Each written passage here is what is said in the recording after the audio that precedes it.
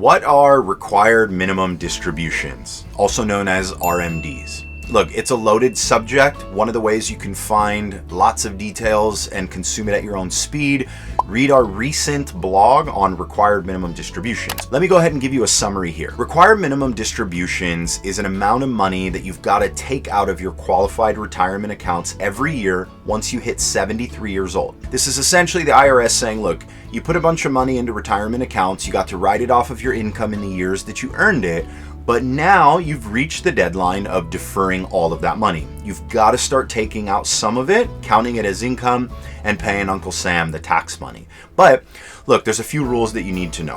One is that the first time you ever take your required minimum distribution, you get a little bit of an extension. It has to happen by December 31st every single year, except the year you turn 73. You can wait all the way until April 1st of the following year, or when you file your taxes, whichever one comes first. Now, you don't want to forget to take your RMD, because if you do, there's a penalty associated with it.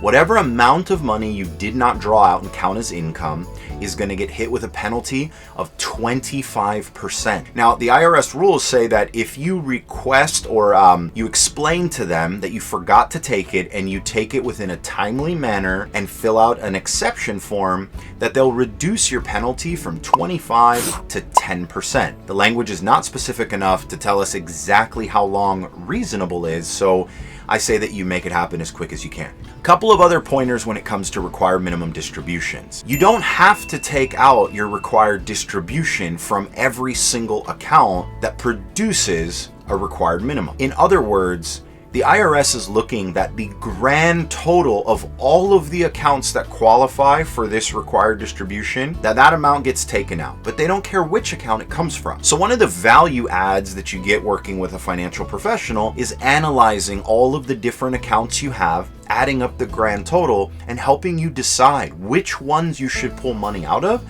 and then what should you do with the money once you take it out? Look, the IRS is going to hit you with some taxes, but it is what it is. But it doesn't mean that you have to take all that money out of your investments and then let it sit in your bank account. There's too many people who take the required distribution, it gets deposited in their bank account, and then it just sits there to rot, being affected by inflation. So if there's anything I could share with you, when you take your required minimum distribution, if you're not going to need that money to live on, you should consider reinvesting it.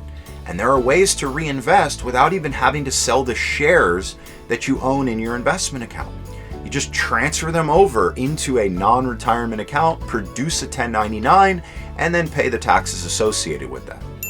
Now look, I'm not a licensed tax professional. I recommend that you meet with a licensed tax professional or CPA to go deep on these questions and make sure that you're doing everything correct for your situation. Required minimum distributions are going to happen. Let's not make them as hard of a conversation as they need to be.